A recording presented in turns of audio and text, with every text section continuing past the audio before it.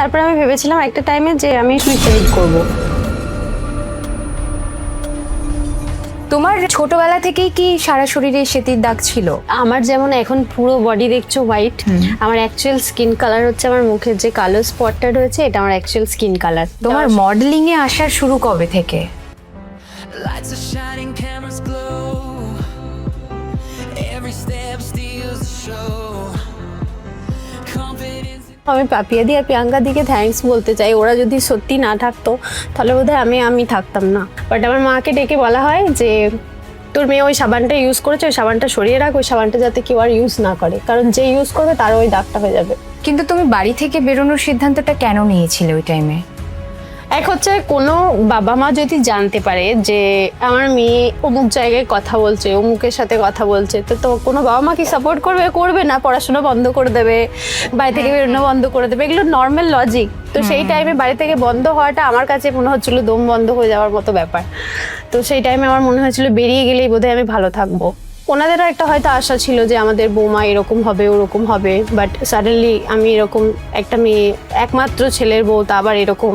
আমার শাশুড়ি মাকে অনেকজন বলেও যে একটা ছেলের বউ তা আবার এরকম দাগওয়ালা, তো এরকমও মানে শুনতে হয়েছে আমাকে বাচ্চা যখন চলে এসেছে যে অ্যাবর্ট করে দে, বাচ্চাটা নিস না, কারণ ওরও দাগ চলে আসবে।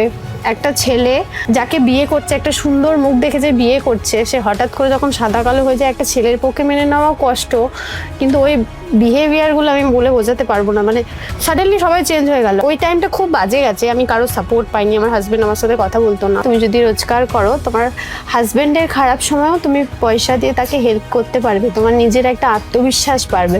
আমি নিজেকে এখন খুব ভালোবাসি, কারণ আমার মেয়ে আমাকে বলেছে যে মা তুমি খুব সুন্দর দেখতে।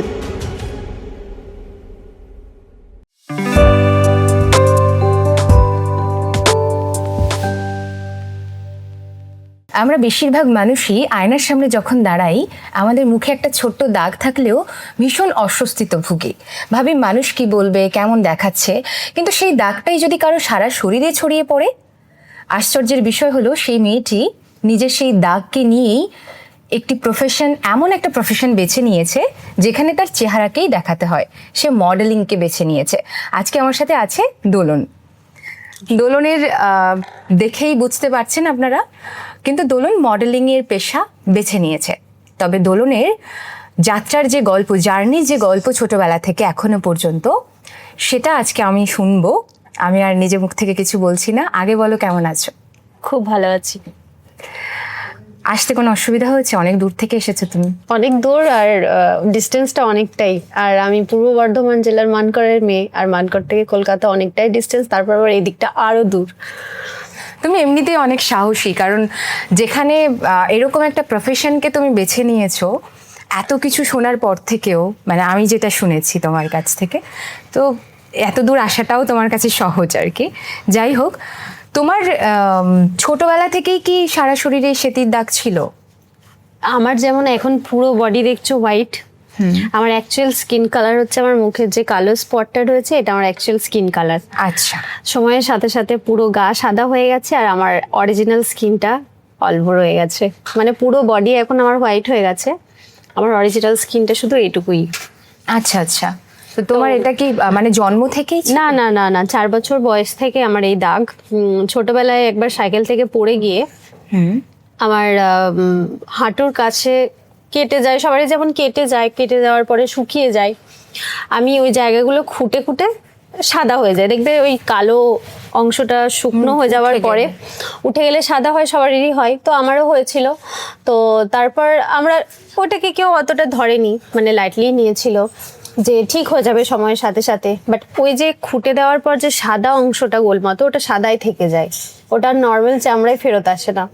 তো তার কিছুদিন পর ভাই বোনের মধ্যে ঝামেলা হলো, এবারে মারামারি হবে স্বাভাবিক, ভাই বোনের মধ্যে ঝামেলা হবে, ও আমাকে মারবে আমি ওকে মারবো। তো মারপিট করতে গিয়ে নখের একটু দাগ এই জায়গায় লেগে যায়, সেখানেও আমার এরকম কালো হয়ে যায়। শুকিয়ে যাওয়ার পর সেটাও খুঁটে খুঁটে ছাড়িয়ে দিই, দেন সেটাও সাদা মতন রয়ে যায়, আর ওটা রয়ে যায়। তারপর বাবা মা একটু চিন্তায় পড়ে যায়, আমাদের সামনে যে ডাক্তার আছে ওনার কাছে নিয়ে যায়। তো ওই ডাক্তার বলে আমি তো স্কিন স্পেশালিস্ট নই, বেটার হবে তোমরা মেয়েকে নিয়ে স্কিনে ডাক্তারের কাছে যাও। তখন আমার বয়স মাত্র 4 বছর। তো তো তারপর নিয়ে যাই প্রথম ডাক্তার শিশির কোলে বলে একজন ডাক্তার আছে বর্ধমানে, ওনার কাছে নিয়ে যাই। নিয়ে যাওয়ার পরে আমি জানতে পারি আমার সেতি হয়েছে। আচ্ছা। তো তখন আমি ছোট, আমার কোনো আইডিয়া নেই। তখন বাবা মা ডাক্তারের অনেক রুল রেগুলেশনের মধ্যে দিয়ে আমাকে যেতে হয়। তো দাগটা না আমার আর বাড়েনি, মানে ওই হাঁটুতে ছিল আর এখানে ছিল। তারপর কিন্তু বাবা মা চাইছিল ওইটুকুও যেন আমার না থাকে। তো শিশির কোলে দেখানোর পরে মিলন সরকার বলে এক ডাক্তারের কাছে নিয়ে যাই, সেখানেও কিছু হয় না। মানে আমার ডাক্তার চেঞ্জ হতে থাকে আর ওষুধ চেঞ্জ হতে থাকে, কিন্তু ডাক্তার আমার যায় না। সময়ের সাথে সাথে ডাক্তারও বাড়তে থাকে। ক্লাস 9-এ যখন উঠি তখন আমার এই থুতনিতে, এই কনুইতে দাগটা বেড়ে যায়। তারপর ছোটবেলা থেকেই কি হতো, ডাক্তার জন্য না মানে ফুল স্লিভ পরানো হতো আমাকে। মানে আমি ছোটবেলাতে প্রচণ্ড গরমেও আমাকে ফুল স্লিভ, কারণ লোকে দেখলে মিশবে না, কথা বলবে না। সত্যি কি তাই হতো? হতো, মানে আমাদের ওই জায়গাটা না গ্রাম সাইড, মানে হয়তো সামনে বলতো না, কিন্তু মানে আড়ালে এই জিনিস থাকতো, এই ওর সাথে মিশবি না। কিন্তু মানে বাচ্চাদের যেভাবে আমরা গাইড করি, আমার যে বন্ধু বান্ধবীরা ছিল তারা আমার সাথে ভালো করেই মিশতো, ঠিকঠাকই থাকতো, কিন্তু তাদের গার্জেনরা কোথাও না কোথাও গিয়ে কমপ্লেন করতো। সেই জন্য বাবা মা কি বলতো যে সবসময় ফুল স্লিভ পরে থাকবি, দেখবি কেউ যাতে না দেখে, না দেখতে পায়। তো এরকম চলতে থাকে ক্লাস 9-10 অবধি। তো তারপর বয়স বাড়তে থাকে, আমার ডাক্তার চেঞ্জ হতে থাকে, গাদা গাদা ওষুধ আসতে থাকে, কিন্তু দাগের আর কোনো পরিবর্তন হয় না। তারপর অনেক ডাক্তার দেখানোর পরে গিয়ে মানুষের অনেক কথা, এটো খাবি না, একসাথে মিশবি না, ওর সাথে মিশবি না, ওর ছোঁয়া খাবি না, ওর ড্রেস পরবি না। ইভেন এরকমও হয়েছে যে আমাদের ফ্যামিলি ফাংশন, বিয়ে, সেখানে মানে আমি বলতে গিয়ে হয়তো কেঁদে ফেলবো। দেখবে বিয়ে বাড়িতে কি হয়, নতুন সাবান, নতুন বডি ওয়াশ, এই জিনিসগুলো বের করা হয় কারণ গেস্টরা আসবে। তো এরকমই লাক্সের সাবান বের করা হয়েছে আমাদের ফ্যামিলির একজন রিলেটিভের বিয়ে। কে ফ্যামিলির মধ্যে কে আমি সেটা মেনশন করছি না, তবে আমার নিজের মানুষ বাড়িরই। তো সে সাবান বার করা হয়েছে, তারই বিয়ে।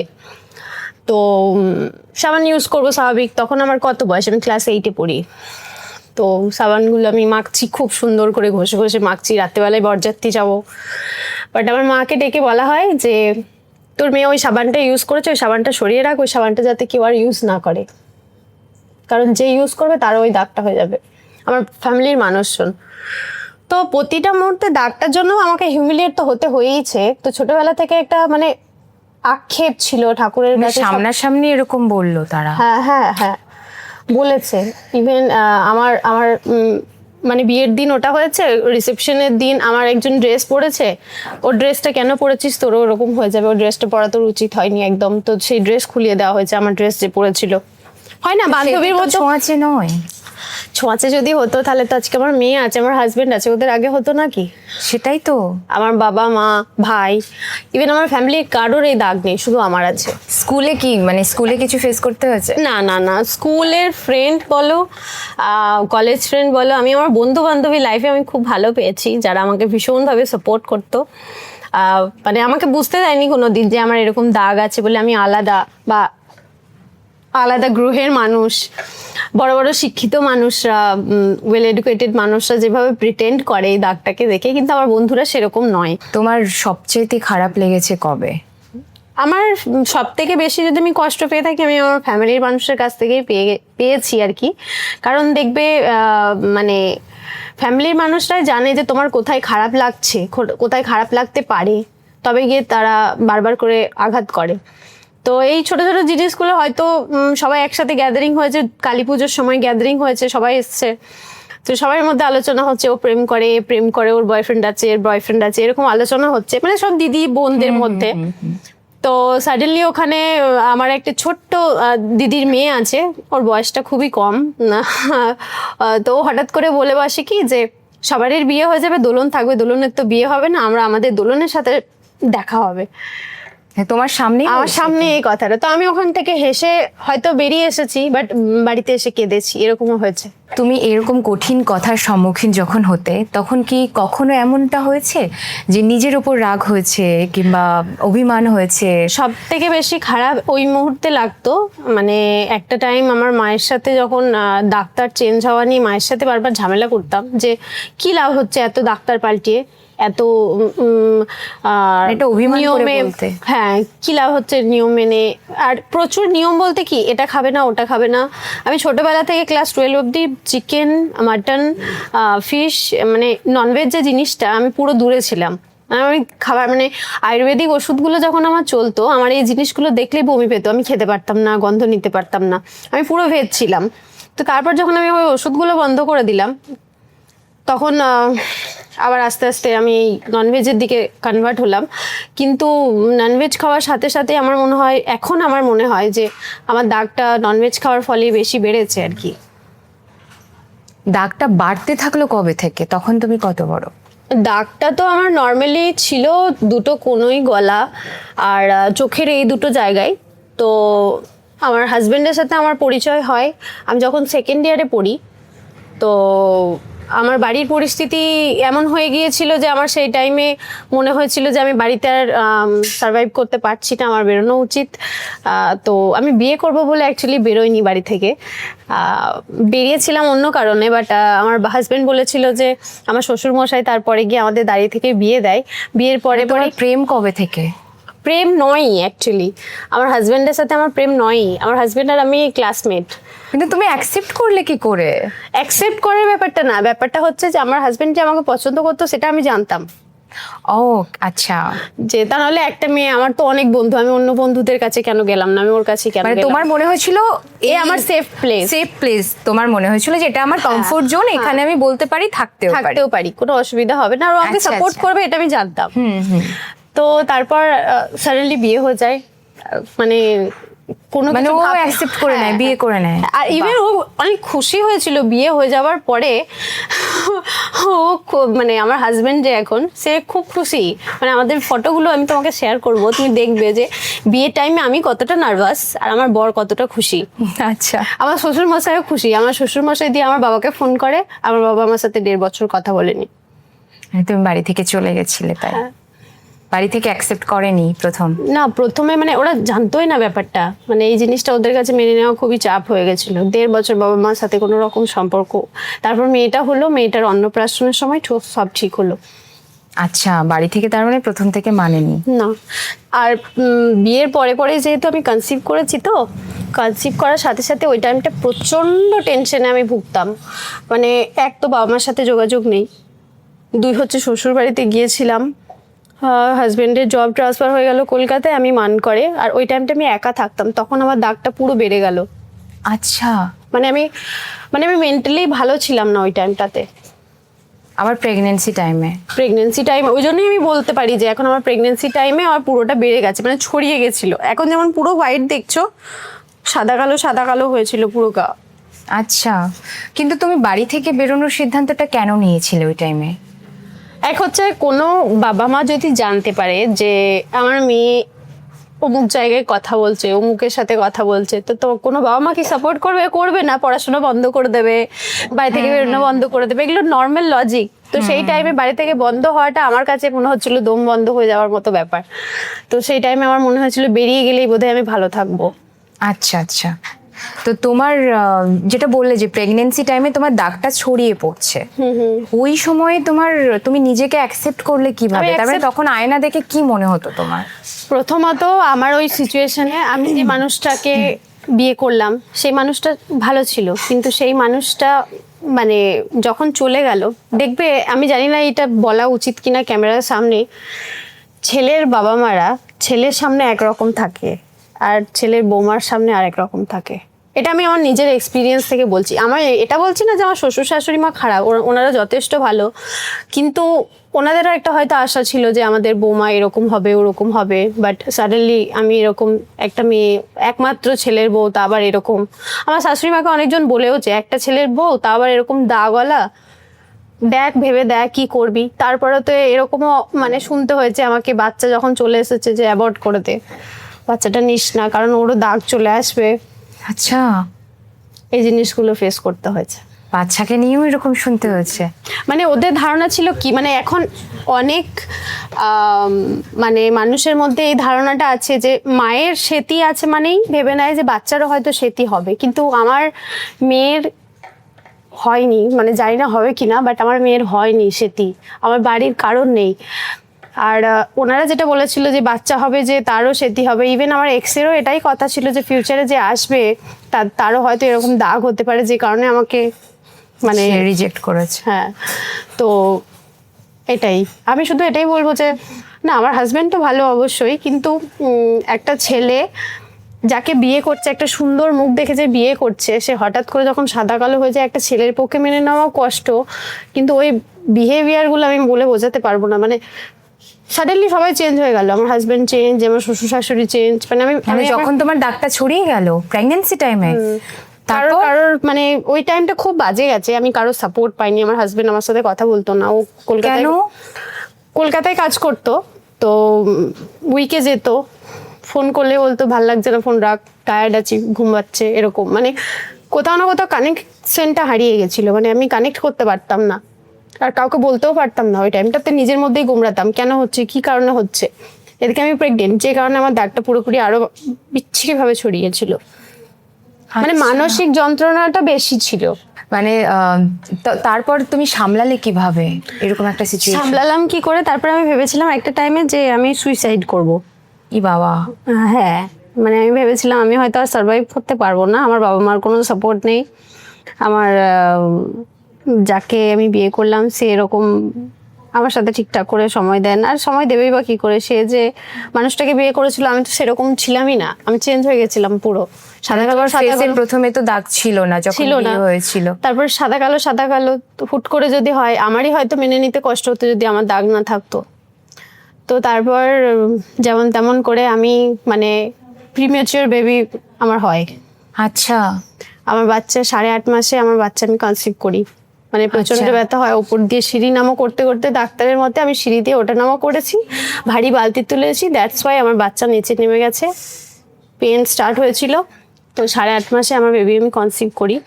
ইভেন যখন আমার ব্যথা ওঠে সেই টাইমেও আমার বাড়িতে কেউ ছিল না, মানে আমি ব্যথায় কাতরাচ্ছি, আমার যেহেতু তো শ্বশুর বাড়িতে ছিল তখন, বাবা মায়ের সাথে তো যোগাযোগ সেরকম ছিল না। তারপর যখন মানে ব্যথা ওঠে তখন আমার বড় যে শাশুড়ি ছিল আর আমার হাজবেন্ডের যে ঠাকুমা, ওই দুটো মানুষ ছিল বাড়িতে। তো তখন ওই মানুষ দুটোই, বয়স্ক মানুষ দুটোই ফোন করে, আশাকর্মী, আমাদের গ্রামে আশাকর্মী ছিল, তাকে ফোন করে হসপিটালে নিয়ে যায়। হসপিটালে বললো কিছু করা যাবে না, বাচ্চা দানি ছোট। তো বাচ্চা দানি ছোট, মানে আমি নরমাল ডেলিভারিও করতে পারবো না, ইউটেরাস। আচ্ছা, হ্যাঁ। তো তারপর বললো যে সি সেকশন করতে হবে, তাড়াতাড়ি শিশু মঙ্গলে নিয়ে যেতে হবে। তো তারপর আমার বাড়িতে ফোন করা হয়, আমার বাবা গাড়ি নিয়ে আসে, তারপর আমার বাবার গাড়িতে আমি ওটি করতে যাই। তার মানে ওই টাইমটা বাবার সাপোর্ট পেয়েছো? বাবা মা কথা বলেনি কিন্তু নিয়ে গেছে, মানে তারপর বাবা মা সবই দিয়েছিল। মানে একটা নর্মাল বিয়েতে কি হয়, যেমন সবকিছু দেওয়া থাকে, শোকেস, আলমারি, খাট, যে জিনিসগুলো দেওয়া থাকে সেগুলো সবই আস্তে আস্তে দিয়েছে বাবা মা। এরকম না যে কিছু দেয়নি, সবই দিয়েছে, সোনার গয়না ফয়না সবই দিয়েছে, কিন্তু ওই ইমোশনাল কানেকশনটা ছিল না। মানে যে আমি যে কষ্ট হলে আমি বলবো আমার কষ্ট হচ্ছে, আমাকে নিয়ে যাও, সেই অপশনটা ছিল না। তুমি মানে ওই টাইমে তাহলে কিভাবে, বাড়ির সাপোর্ট নেই, নিজের চেহারা নিয়ে তুমি দ্বিধাদ্বন্দ্বে ভুগছো, হাজবেন্ড ঠিক মতো কথা বলছে না, ওই টাইম কিভাবে তুমি লড়াই করেছো নিজের সাথে? লড়াই করেছি, তার আমার কাছে সেই টাইমে স্মার্টফোনও ছিল না, আমার কাছে একটা নোকিয়ার সেট ছিল ছোট, সেটাতে একটা সাপের গেম হতো, সেই গেমটা অল টাইম খেলতাম মাইন্ডটাকে ঠিক করার জন্য। হ্যাঁ সত্যি, মানে আমার মাইন্ডটা যাতে কনভার্ট হয়, এমনকি টিভির কানেকশনও কেটে দিয়েছিল, এত বাজে গেছে আমার ওইটা। মানে টিভির কানেকশন কেটে দেওয়া মানে সবসময় টিভি দেখবে কি, মেন্টালি আরো খারাপ হয়ে যাবে, সবকিছুতেই প্রবলেম ছিল। তারপর তুমি ওই টাইমে তোমার যে দাগটা হচ্ছিল, তোমার টেনশন হয়নি নিজের দাগটা নিয়ে? আমি আয়না দেখতাম না। আয়না দেখতে না? না, আমি আয়না দেখতাম না। আয়না দেখলে কান্না পেতো, মানে ওই মাথা ছাড়াতাম, বেরিয়ে চলে আসতাম। আচ্ছা। মানে যে অনেকক্ষণ ধরে কি হয় মানুষের, এখন এখন যদি বলো আমি অনেকক্ষণ আয়না দেখি। আমি নিজেকে এখন খুব ভালোবাসি, কারণ আমার মেয়ে আমাকে বলেছে যে মা তুমি খুব সুন্দর দেখতে, তোমাকে মেকআপ করার পর খুব সুন্দর লাগে, তুমি নর্মালি একদম মন খারাপ করবে না। আমি মাঝে মাঝে কাঁদি তো, যে আমি কেন, আমার সাথেই কেন হচ্ছে। তো আমার মেয়ে আমার বিগ সাপোর্টার এখন। আর এখন আমাকে সবাই ভালোবাসে। এখন আমি সবারই ইন্সপিরেশন বলতে পারো। এখন আমি সবার কাছে ভালো, বাট ওই টাইমটাতে আমি কারোর কাছে ভালো ছিলাম না। ওই টাইমটাতে না হাজবেন্ডের সাপোর্ট ছিল না। যদি বলে যে এখন সবাই বলবে যে ও তোমাকে বিয়ে করেছে আর কি সাপোর্ট চাই, বিয়ে করলেই সবটা হয় না। বিয়ের পরেও কিছু কিছু প্রায়োরিটিস থাকে, কিছু কিছু দায়িত্ব থাকে যেগুলো নিতে হয়, যেগুলো সবাই নিতে পারে না। একটা সাদা দাগওয়ালা মেয়েকে বিয়ে করেছে মানে সে খুব ভালো ছেলে। হ্যাঁ, এমনি ভালো ছেলে, কিন্তু ওইটার জন্য ওকে ভালো ছেলে এটা বলা যাবে না। মানে সবাই ট্যাগ দেয় না এখনো ফেসবুকে, বলে দাদা তুমি খুব লাকি, সেই জন্য তুমি এরকম বর পেয়েছো, এরকম ছেলে বলেই পেরেছে। ফেসবুকে অনেক কমেন্ট আসে না, তো এই কমেন্টগুলো আমি পাই। তো আমি এটাই বলবো যে বিয়ে করার পরেও একটা মানে দুজনেরই সম্পর্কগুলো ঠিক রাখার জন্য দুজনেরই সমান সমান দায়িত্ব নেওয়া উচিত। ও আমার রাগ ভাঙাচ্ছে, মানে পরবর্তীকালে আমারও টার্ন আসবে যে আমিও তোমার রাগ ভাঙাবো, এরকম না। তো দায়িত্বটা দুজনেরই রাখা উচিত, মেন কথা। তারপরে বাচ্চা হওয়ার পরে কি বাবা বাড়িতে ছিলেন না শ্বশুর বাড়িতে? না, যেতে দেয়নি। বাবা বাড়ি থেকে আবার যেতে দেয়নি? না না, আমার হাজবেন্ড যেতে দেয়নি। আচ্ছা আচ্ছা। একটা ইগো কাজ করছে, আমি কেন যেতে দেবো, আমি নিয়ে এসেছি, আমি রাখবো, আমি রাখার ক্ষমতা রাখি, এরকম একটা ইগো হাত থাকে না। তো বাড়িতেই ছিলাম, আমার মা আসতো মাঝে মাঝে, মানে ওই 21 দিন মতন যে বাচ্চা হওয়ার পরে ওই টাইমটাতে। আচ্ছা, তোমার মডেলিং এ আসার শুরু কবে থেকে, মানে ফটোশুট করা এগুলো কবে থেকে শুরু করেছো? মডেলিং এ আসা বেসিক্যালি আমি যখন পুরোপুরি আমি ডিপ্রেশনের শিকার, যখন আমি মানে ভাবছি যে এরপরে আমি শেষ, আমাকে এবার নিজেকে শেষ করে দেওয়াই বেটার হবে, আমার আর কোনো অপশন নেই, আমি আর জীবনে এগোতে পারবো না। সবারই এই কথা, কেউ কেউ বলতো সেতিমুখী, কেউ কেউ আবার এটা বলতো যে মানে ইভেন আমাকে এরকমও বলা আছে কঙ্কাল কাকিমা, ঠিক আছে। তো তখন আমার মেয়েটার বয়স 3 বছর, তখন মেয়েটাকে নাচের স্কুলে দিই, যে নাচের স্কুলে গেলে দুটো মানুষের সাথে দেখা হলে মনটা তো ভালো হবে, ঠিকঠাক থাকবে। তো নাচের স্কুলে দেওয়ার পরে পাপিয়া ভট্টাচার্য বলে একটা দিদির সাথে আমার দেখা হয় ওখানেই। উনি মেকআপ আর্টিস্ট, প্লাস ডান্সটাকে এমনি চুজ করে রেখেছেন, ডান্স শেখে, প্রোগ্রামও করে। তো ওই দিদি আমাকে একদিন বলে যে আমি একজনের কাছে কোর্স করছি, তো ওই দিদির কাছে আমি মেকআপ দেখতে চেয়েছিলাম যে এরকম ডিফারেন্ট তোমার মতো স্কিনে, তো তুমি কি আমার সাথে যাবে? ওই দিদি তাহলে তোমার ওপর মেকআপ করে দেখাবে আমাদের। গোবরডাঙ্গায় প্রিয়াঙ্কা সরকার দাফাদার দিদির ক্লাসে আমি যাই ওই পাপিয়াদির সাথেই। তো আমার কোনো আইডিয়া ছিল না যে এরকম বসে সাজবো, পোজ দেওয়ার পরে কোনো পয়সা পাওয়া যায় বা এটা একটা প্রফেশন হতে পারে। আমাকে যখন পাপিয়াদি বলে, পাপিয়াদিকে আমি বলি পাপিয়াদি আমি যে যাব, আমার কাছে তো পয়সা নেই গো, আমি তো যেতে পারবো না, আমার কাছে তো 1 টাকাও নেই, বাড়ি থেকেও যেতে দেবে না, চাইলে দেবে না, খাবো কি, সারাদিনে খাওয়া দাওয়ারও তো খরচা থাকে। তখন পাপিয়াদি বলে যে তোমার কিচ্ছু চিন্তা করতে হবে না, তুমি শুধু আমার সাথে যেও, তোমাকে নিয়ে যাওয়ার থেকে নিয়ে আসা পর্যন্ত আমার দায়িত্ব। তো যাই, সকাল 6টার সময় যেদিন বেরোবো সেদিন আমার হাজব্যান্ড আর আমার শাশুড়ি হুট করে আমার সাথে কথা বলা বন্ধ, কি কারণে বন্ধ আমি জানি না। তো বন্ধ করে দিল, বন্ধ করার পর আমি যাই, শুনি না তো ওদের বারণ, আমি শুনি না। কথা বলা বন্ধ মানে কি, তুমি বারণ করছে আমাকে যেতে, যে তুমি যেও না। একটা মানুষ কথা বলা বন্ধ কখন করে দেয়? যখন তার মনে হচ্ছে যে না যাওয়া ঠিক হবে না। তো বন্ধ করে দিল কথা, আমিও বেরিয়ে গেলাম, মেয়েটাকে রেখে দিয়ে, শাশুড়ি মার কাছে রেখে দিয়ে আমি বেরোলাম। ট্রেনে যেতে যেতে প্রচুর কথা বলেছি পাপিয়াদির সাথে, কি হবে, কেমন করে সাজাবে, কি সাজাবে, কেমন লাগবে আমাকে দেখতে, মানে পাপিয়াদি আমি মাথা খারাপ করে দিয়েছি যে। তো তারপর পাপিয়াদি বললো তুমি যাবে, চুপ করে বসবে, বেশি কথা বলবে না। তো তারপর বর্ণালী ছিল আর একজন ছিল যে মারা গেছে, প্রিয়াঙ্কাদির অ্যাসিস্ট্যান্ট। তো ওদের দুজনকে মানে ওরা ক্রিম্পিং করছে, এটা কেন করছো, এটা কেন হয়, এরপরে কি হবে, ম্যাম কখন আসবে, মানে হাজারটা আমি কোয়েশ্চেন করেছি। তো তখন ওরা বলে তুমি ম্যামের সামনে চুপটি করে বসবে। তখন প্রিয়াঙ্কা ম্যামের প্রিয়াঙ্কা ম্যামের পেটে, মানে প্রিয়াঙ্কা দি তখন প্রেগনেন্ট 7-8 মাসে। ও তোমার বাচ্চা হবে, আমারও একটা মেয়ে আছে জানো, এরকম করে কথা বলা স্টার্ট করি। প্রিয়াঙ্কা দি বলে বা মেয়েটা বেশ চটপটা আছে, তো তবে এত কথা বললে ক্লাসে আমি ক্লাস করাতে পারবো না, একদম চুপচাপ বসতে হবে, প্রিয়াঙ্কা দি আমাকে বলে। এখনো প্রিয়াঙ্কাদির সাথে যোগাযোগ আছে, এখনো খুব ভালোবাসে আমাকে। আর এখন তো মানে আমি এখানেও তোমাদের মাধ্যমেও আমি পাপিয়া দি আর প্রিয়াঙ্কা দিকে থ্যাঙ্কস বলতে চাই। ওরা যদি সত্যি না থাকতো তাহলে বোধহয় আমি থাকতাম না, আমি হয়তো থাকতামই না, আমার অস্তিত্ব হয়তো হারিয়ে যেত। আমি হয়তো সুসাইড করে নিতাম, 2 দিন সবাই কাঁদতো, তারপর ভুলে যেত। কিন্তু ওই দুটো মানুষ ছিল বলেই আমি বাঁচার মানে খুঁজে পেয়েছি। তো তারপর মেকআপ হয়, মেকআপ করে আমি চলে আসি।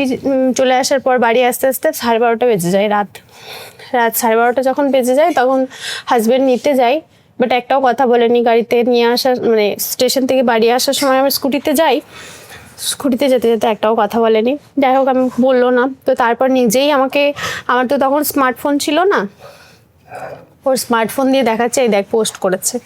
তো তারপরও আমাকে একটা ফোন কিনে দেয়, অনারের ফোন ছিল, অনার 7 বলে একটা 7A বা কিছু একটা ফোন ছিল।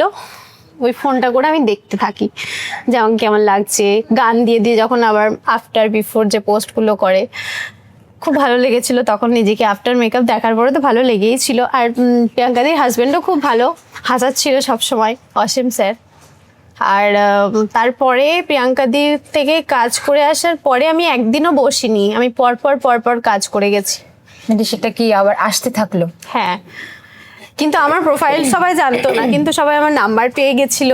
আচ্ছা, তার জন্য মানে প্রিয়াঙ্কাদির হাত অনেকটাই আছে যে আমার জীবনে উঠে ঘুরে দাঁড়ানোর যদি আমি পথ বলি, তাহলে পাপিয়াদি আর প্রিয়াঙ্কাদির মাথায় হাত না থাকলে আমি কিছু করতে পারতাম না। তাহলে তোমার এই ফটোশুটের যে জার্নি, এইটা সফল হওয়ার পরেই কি তোমার সবকিছু ঠিক হতে থাকলো লাইফে? হ্যাঁ, তাহলে কি তুমি বলছো যে মেয়েদের তাহলে কাজ স্বাবলম্বী করা হওয়া দরকার, ভীষণ পরিমাণে দরকার। আজকে তোমার হাজবেন্ড ভালোবাসছে, ভুলে যাচ্ছে যে না চলো ঠিক আছে ভালোবাসছে, কিন্তু একটা সময় আসবে যখন তোমার হাজবেন্ডের কাছেও হয়তো টাকা থাকবে না, সে হয়তো এই কথাটা মুখ ফসকে বলেই দেবে। 2 টাকা রোজগার করে দেখাও, বাইরে 2 টাকা রোজগার করতে কতটা খাটনি লাগে। কিন্তু তুমি যদি এই জিনিসটা নিজে করো না, তুমি যদি রোজগার করো, তোমার হাজবেন্ডের খারাপ সময়েও তুমি পয়সা দিয়ে তাকে হেল্প করতে পারবে, তোমার নিজের একটা আত্মবিশ্বাস বাড়বে। প্রত্যেকটা মেয়ের উচিত রোজগার করা, টাকা রোজগার করা সত্যিই প্রয়োজন। তুমি তার মানে বলতে চাইছো যে তোমার এই যে কেরিয়ারটা যখন থেকে আপলিফট হলো, তখন থেকে তোমার ব্যক্তিগত জীবনের যে সমস্যা সেগুলো সব উধাও হয়ে গেল? যে বন্ধুরা কথা বলতো না, সেই বন্ধুদের কাছেও আমার ফ্রেন্ড, আমি এটা বলতে শুনেছি। যে বন্ধুরা দেখা হলে মুখ ঘুরিয়ে নিত, এখন সেই বন্ধুরা আমাকে পরিচয় দেয়, ও আমার ক্লাসমেট ছিল। যে এক্স আমার মানে আমাকে অ্যাকসেপ্টই করেনি, সে এক্স এখন বলে এ আমার এক্স ছিল।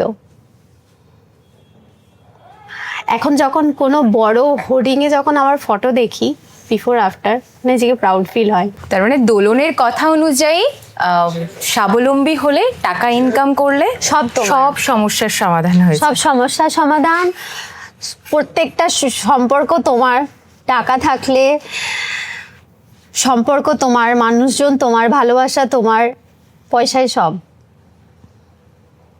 পয়সা ছাড়া কিচ্ছু না। তাহলে তোমার যখন বাচ্চা হলো, বাচ্চা হওয়ার পর বাচ্চা তোমার মুখ দেখে, বাইরের অন্য মাদের মুখ দেখে কখনো কনফিউজ হয়েছে, মানে কোনো প্রশ্ন করেছে? না, তবে একটা জিনিস আমি আজকে বলতে চাই, বাচ্চার স্কুলে যখন আমি যাই, কিছু কিছু বাচ্চাদের মানে প্যারেন্টিং এত খারাপ, মানে আমাকে দেখে এরকম বলেছে যে তোর মা ভূতের মতো দেখতে, তোর মা কেন আসে স্কুলে। তোমার বাচ্চাকে এটা বলে? আমার মেয়েকে বলেছে, ওর ক্লাসমেটরা? হ্যাঁ, তোর মা ভূতের মতো দেখতে, তোর মা কেন আসে, তোর মাকে আসতে বলতে বারণ করিস না। আমি না, আমার মানে ফিনান্সিয়াল কন্ডিশন খারাপ থাকার কারণে আমার মেয়েকে আমি স্কুলের গাড়ি দিতে পারিনি। সেই টাইমে আমি নিজে যাওয়া আসা করতাম। তো তখন থেকে মানে আমি যখন আমার হাজবেন্ডকে বলি, আমার হাজবেন্ডের খুব রাগ হয়েছিল ওই টাইমে, যে কেন বলবে। দিয়ে আমার হাজবেন্ড ওই স্কুলটাই আমার মেয়ে ছাড়িয়ে দেয়, মানে বন্ধ করে দেয়, অন্য স্কুলে দেয়। তো এই যে বাচ্চারা বলে না যে ভূতের মতো দেখতে, দেখো আন্টি কিরকম হচ্ছে, এগুলো প্যারেন্টিং খারাপ, মানে বাবা মার শিক্ষা খারাপ। বাবা মা বাচ্চাদেরকে শেখানো উচিত, সব ধরনের মানুষ থাকে, এরকম না আজকে আমি আছি বলে কারোর হয়তো অ্যাসিড অ্যাটাক হয়েছে বা কারোর হয়তো চামড়া বয়সের ছাপ পড়ে গেছে, সব বাবা মার উচিত বাচ্চাকে এটা শেখানোর যে প্রত্যেকটা মানুষ সমান, সবাই কাউকে- সবার মতো সুন্দর। সবাই, হ্যাঁ সবাই সবার মতো সুন্দর, কিন্তু কাউকে এরকম করে বলা উচিত না।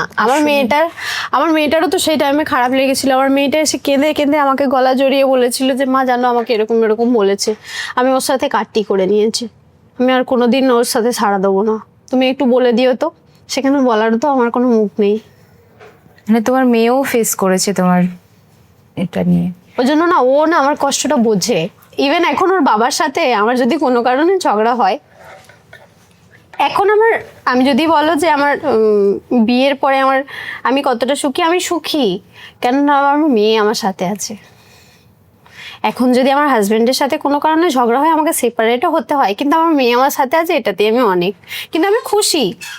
আমার হাজবেন্ড এখন আমাকে সাপোর্ট করে, এখন আমার শ্বশুর শাশুড়ি মা আমাকে খুব ভালোবাসে, এখন বাবা মার কাছেও কোনো অসুবিধা নেই, এখন সব জিনিসটা অনেক স্মুথ। কিন্তু এই স্মুথ ব্যাপারটাই সবাই দেখছে, আমার ফার্স্টের যে কষ্টগুলো আমি ফেস করেছি সেই জিনিসটা দেখে না সবাই। স্ট্রাগলের যে টাইমটা, সবাই এখন ফেসবুকে পোস্ট করলেই বলে না তুমি কত লাকি, তোমার হাজবেন্ড এত কিছুর পরেও তোমাকে অ্যাকসেপ্ট করে নিয়েছে। আমার দেখা একজন দিদি আছে আমাদের পাশেই থাকে, রিমাদির হাজবেন্ডের আমার মতো অবস্থা। রিমাদিও তো আছে সেই মানুষটার সাথে, রিমাদির কিন্তু কিচ্ছু নেই, রিমাদি কিন্তু প্লেন একদম নর্মাল মানুষ। তো অনেকে আছে না যারা ফেসবুকে বলে ছেলে বলেই পেরেছে এরকম দাগওয়ালা মেয়েকে অ্যাকসেপ্ট করতে, একটা মেয়ে কোনোদিনও পারতো না এরকম দাগওয়ালা ছেলেকে অ্যাকসেপ্ট করতে। কিন্তু রিমাদি আছে, কিন্তু রিমাদি হয়তো অতটা পপুলার নয়। আমার দেখা রিমাদি আছে আমার মতো মানুষের সাথে, মানে আমি মানে বোঝাতে মেয়েরাও পারে, হ্যাঁ মেয়েরাও থেকে যায়। থেকে ভালোবাসা যেখানে থাকে সেখানে ছেলে মেয়ে কোনো ম্যাটার হয়। করে না, থেকে যায়। থেকে যাই। এটাই হচ্ছে ব্যাপার, এটাই বলতে চাইছো তুমি। তোমার মতো ধরো বিভিন্ন কারণে মেয়েরা হোক আর ছেলেরা হোক, বিভিন্ন কারণে নিজেকে নিয়ে যখন এরকম কোনো প্রশ্নের সম্মুখীন হয় আত্মবিশ্বাস হারিয়ে ফেলে, তো তাদের উদ্দেশ্যে কি বলবে বলো? আত্মবিশ্বাস ফিরিয়ে আনার জন্য তুমি কি করেছো? তাদের উদ্দেশ্যে কি বার্তা তোমার? নিজেকে ভালোবাসো, আর সব থেকে বড় ব্যাপার টাকা রোজগার করো, টাকা থাকলে সব কিছু হয়। এটাই স্বাবলম্বী হতে হবে। টাকাই সব। তুমি কোথা থেকে কিভাবে রোজগার করছো, একটা সময় দেখো না সবাই এখন কত কিছু বলে ওই করছে ওই করছে, কিন্তু একটা টাইমে গিয়ে সে কতটা সাকসেসফুল, সে কতটা টাকা আর্ন করেছে সেটাই দেখে, সে কিভাবে আর্ন করেছে সেটা কিন্তু কেউ দেখে না। দোলনের গল্প শুনে যেটা বুঝলাম যে নিজের মূল্য সমাজের চোখে খুঁজতে না গিয়ে নিজের চোখে খোঁজার চেষ্টা করা উচিত। নিজের কাছে নিজে অমূল্য হলেই ব্যাস, এটুকুই। আর সৌন্দর্য কখনো নিখুঁত হওয়ার মধ্যে থাকে না, সৌন্দর্য থাকে নিজের অসম্পূর্ণতাকে গ্রহণ করার মধ্যে।